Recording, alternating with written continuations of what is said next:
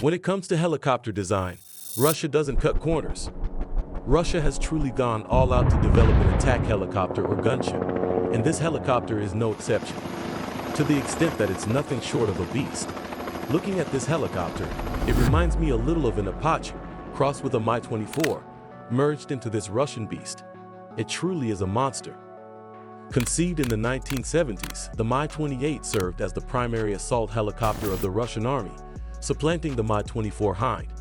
The Ka-50 Alligator, another incredible assault helicopter, is sometimes confused with the Mi-28 combat helicopter, which is operated by MIL Moscow Helicopter Plant and goes by the NATO codename Havoc rather than Holcomb. The Mi-28N, sometimes known as the Night Havoc, was the prototype of the day and night version that MIL unveiled in August 1996. April 2004 saw the maiden flight of the Mi-28 in production version, and in June 2005 the Russian Air Force started using it for flight testing. This aircraft's first complete prototypes were created during its inaugural flight on November 10, 1982. The third and fourth prototypes were finished to Mi-28 Alpha specifications, using diffusers that were angled downward to exhaust the upgraded engines.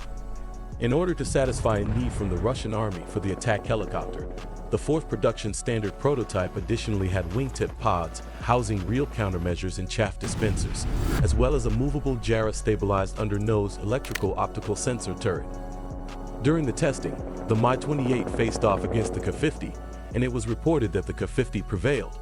But MIL got an order for a modest number of Mi-28 helicopters, probably to keep the company afloat in the event that the military scenario changed. Specialized anti-tank helicopters lost some of their utility after the end of the Cold War. Modern warfare has made the benefits of the Mi-28N, such as its capacity to act in all weather conditions, lower cost, and symmetry with the Mi-24, crucial. The Russian Army currently has 24 upgraded Mi-28 attack helicopters in service. Export clients are actively targeted by the type's marking.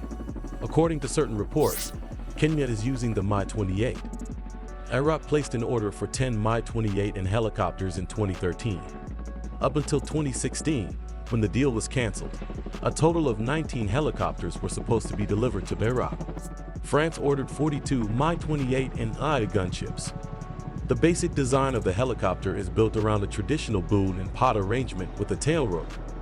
Under separate canopies, the pilot and the navigation system officer are situated in two distinct cockpits, arranged in tandem.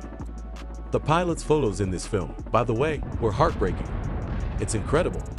I'm not sure who created the graphics for that. The crew is shielded from bullets up to 20 millimeters in diameter by armored cockpits. In addition to having weapons, the cockpit was made with the express purpose of protecting the crew by allowing them to partially parachute out of it. In an effort to reduce the likelihood of a single projectile striking a crew member, the cockpits of the pilots and weapons operators are likewise built to be segregated. In other words, the projectile wouldn't ricochet if the armor failed to stop it and it passed through. Instead, because they are entirely apart, it would pass through into the other compartment. A special filler was used within the fuel tanks to allow them to take as much gunfire as possible without blowing up in midair. The aircraft also had energy-absorbing seats and landing gear that were intended to shield the crew in the event of a crash landing. The Mi-28, like other aircraft of its type in the gunship realm, is configured with the pilot in the back and the gunner in the front, following the traditional helicopter gunship configuration.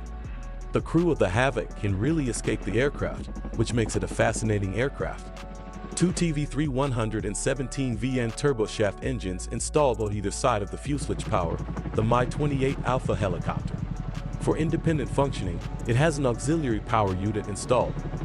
Each of the two engines produces 2194 horsepower and powers a 5-blade main rotor and a 4-blade tail rotor facing starboard.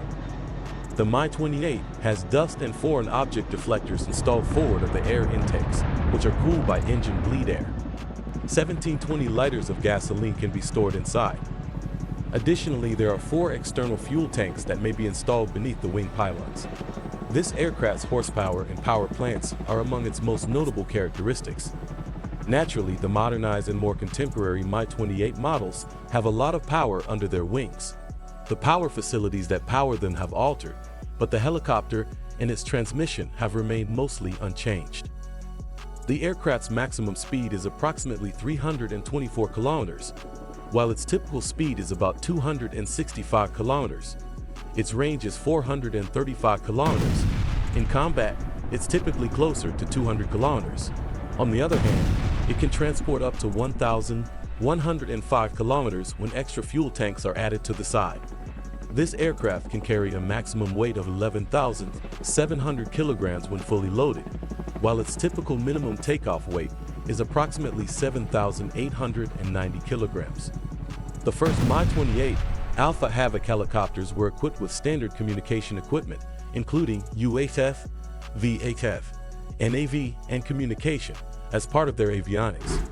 On both the nodes and the tail are the little IFF fairings. Conventional IFR instrumentation featuring auto stabilization, auto hover, and hover heading hold lock in attack mode is part of the Mi-28's instrumentation. The pilot sports a centrally positioned CRT for basic TV as well as a head-up display. The mission systems consist of a laser rangefinder in a double-glaze, gyro-stabilized nose turret above the gun, daylight optical weapon sight, and radio and missile guidance in the nose radome.